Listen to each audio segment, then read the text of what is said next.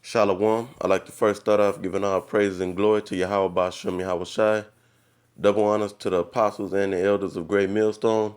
Peace and blessings to the Akim across the four corners of the earth that's pushing his word in faith and in sincerity that potentially are of the elect.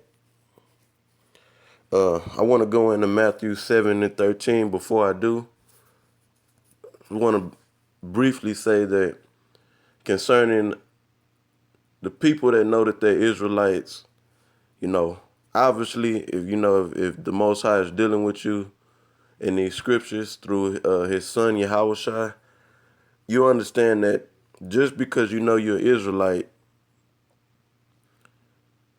does not mean you're in the truth.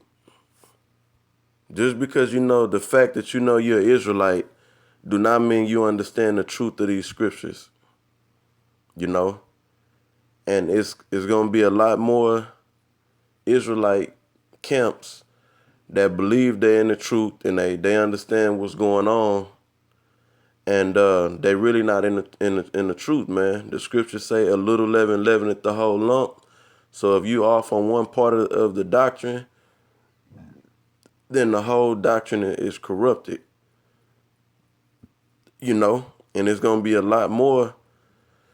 It's gonna be a lot more camps, and it's gonna be a lot more men that believe they in the truth, but they actually they actually in the world, or they actually off on the doctrine. So it's only gonna be a few. It's only gonna be a small number, man, that really go down the correct path in this truth and show themselves to be men of the Lord. And we're approaching that time. We're approaching the time where the true men of the Lord are going to be exposed, meaning it's going to be shown and known in the earth who are the men of Yahweh Ba'ashem Yahweh Shai, who are the elect men of the scriptures. So this is Matthew 7 and 13. And it reads, "Enter ye in at the strait gate, for wide is the gate, and broad is the way that leadeth to destruction, and many there be which go in thereat." So the scripture is saying, enter ye in at the strait gate, meaning, well, let's go into some of these words. The scriptures say, enter ye in, so that's talking about being in this truth, in these scriptures, living what's written in the scriptures, what's expected of us according to the scriptures. It says, enter ye in at the strait. Going to the word straight, the straight gate, but let's look into the word straight. Strong's G 4728, stenos. Stenos. Okay, so it's tenas. And it says narrow, straight.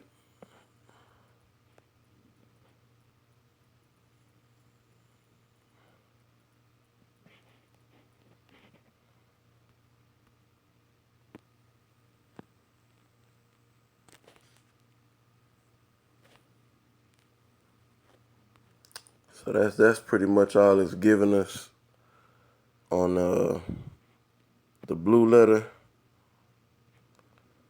But let's see if we can get what I'm looking for.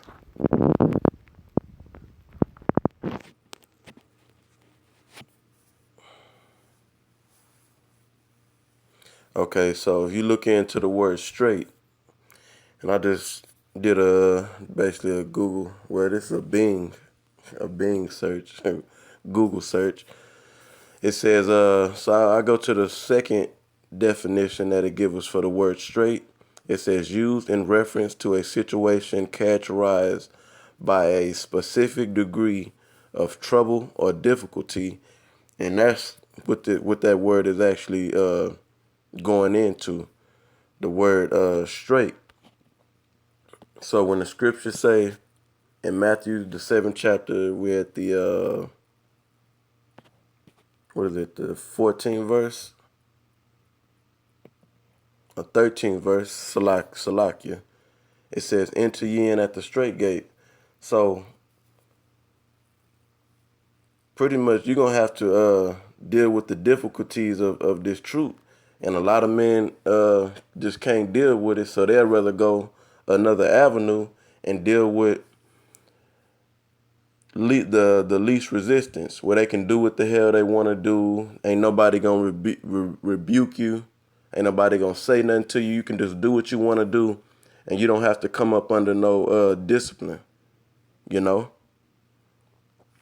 And let's look at this word gate. That's why these. That's why basically a lot of people, a lot of men, and you got a lot of women that go and deal with these other camps like ISUPK and IUIC, is because there's no discipline over there. You know, you can pretty much do what the hell you want to do. You know, and just because y'all keep rehearse some of the law, statutes, and commandments, that's part of it. But when it comes to the doctrine, y'all can damn near say what the hell you want to say on a doctrine.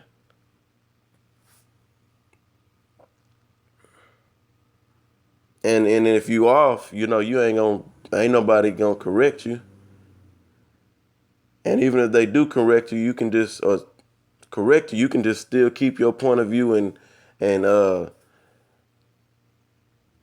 basically be joined with them, and there's no problem. Be joined with the different camps that have these different philosophies or outlooks on the scripture. Okay, so the gate would basically represent. Let's read gate. It says, let's see what the pronunciation is. Strong's G 4439. Pule. Pule. Okay, Pule. A gate of the largest sort in the wall of either a city, a palace, a town, the temple, a prison, the gate of hell likened to a vast prison. It says metaphor, the access or entrance into any state. So of course, in the truth, the gate would represent, you know, the body of Yahushua in actuality, because that's what we supposed to enter into. Basically, these scriptures, you know, this truth. Reason we say truth, because we believe that we understand and know the truth of the scriptures, and pretty much that's what we getting into. You know, that's what we getting in. We getting into these scriptures, living what's written in the scriptures, and it's gonna be difficult. It's not gonna. It's only a few men are gonna get it. You know, and rehearse what the rehearse the readings, like the scriptures say in Habakkuk, the 2nd chapter, talking about he that read he that read it, when you read it, say let me get it real quick, because I'm Habakkuk the 2nd chapter.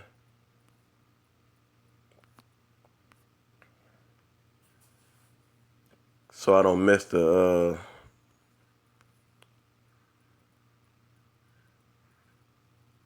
let's see, I don't mess the verse up.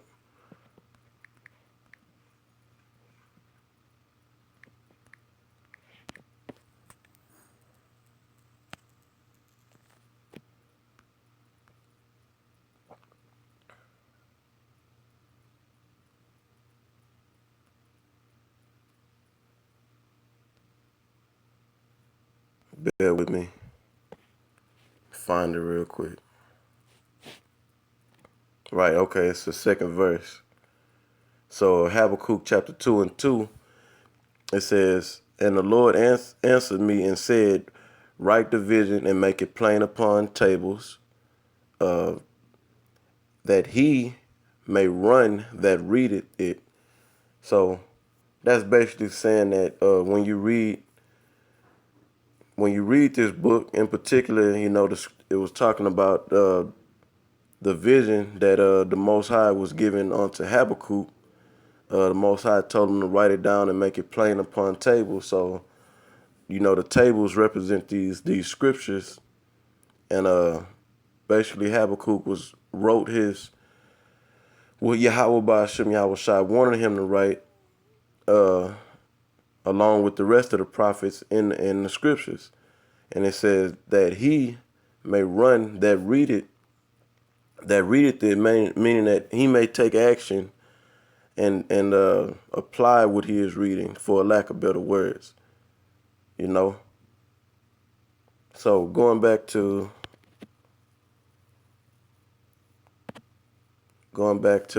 Matthew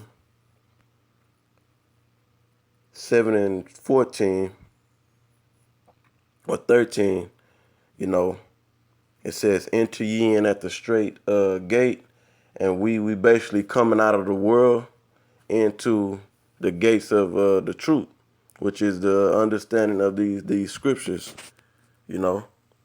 So let's go back and read that again. I'm gonna read the 13th and the 14th verse. I'm gonna pretty much wrap it up. So Matthew 7:13, it says, "Enter ye in at the straight gate, for wide is the gate, and broad is the way that leadeth to destruction, and many there be which go in thereat. Because straight is the gate," meaning you're gonna have to go through trials and tribulations in this truth. You ain't gonna have room to wiggle outside of the disciplines of the truth. And narrow is the way which leadeth unto life, onto salvation. Was leadeth unto you having a true understanding of these scriptures. And few there be that findeth it. So, I feel real good, knowing that I'm under the teachings of Great Millstone, man. Not ashamed to say it, you know. Meanwhile, you got all these other different camps, men coming together under different doctrines, playing games, man. And the Most High is about to manifest who his men are, and he's already doing it, you know. So in this just because you're Israelite, man, it's a good sign. It's a real good sign when you see. Well, I put it like this: it's a real good sign that that indicates who the men of the Lord are. When you see a large group of people congregating on different philosophies, versus it's only a small group of men that are following, that are pretty much hated, slandered, that are really putting in work and are in order, and that's the men of Great Millstone. And I will say this: you got the ones that ain't right in Great Millstone. The Most High is gonna get you up out of here, man. So we're in that time to also to fear, to fear Yahweh Ba'ashem Yahweh Shai, because it's up to him whether he want to keep you in this thing or take the spirit away from you, man. And the scriptures read, it's a fearful thing to fall into the hands of the living power. So you don't want the Most High to deal with you, man. So that's what should make you go harder and deal with the trials and tribulations of this truth, taking in stride, and just keep moving and praying. in this struggle, because it is a battle, it is a fight, it is a struggle. So I want to say it again. A good indicator, because I might have said it a little, I might have said it to where you couldn't understand it uh, earlier. A good indicator that you are on the right path, as if you are part of a small group of men that are following the difficult path. And this truth is difficult, man. Versus being with a whole bunch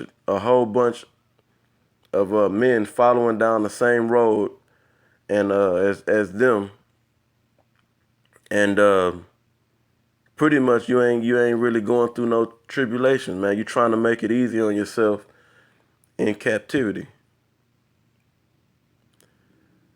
So with that, I'm gonna go ahead and wrap it up. I want to give all praises and glory to Yahweh Shem Yahweh Shai. Once again, I want to give double honors to the apostles and the elders of Great Millstone. Peace and blessings to all the Akim across the four corners of the earth that's pushing this truth and faith and in sincerity that potentially are of the elect. Shalom.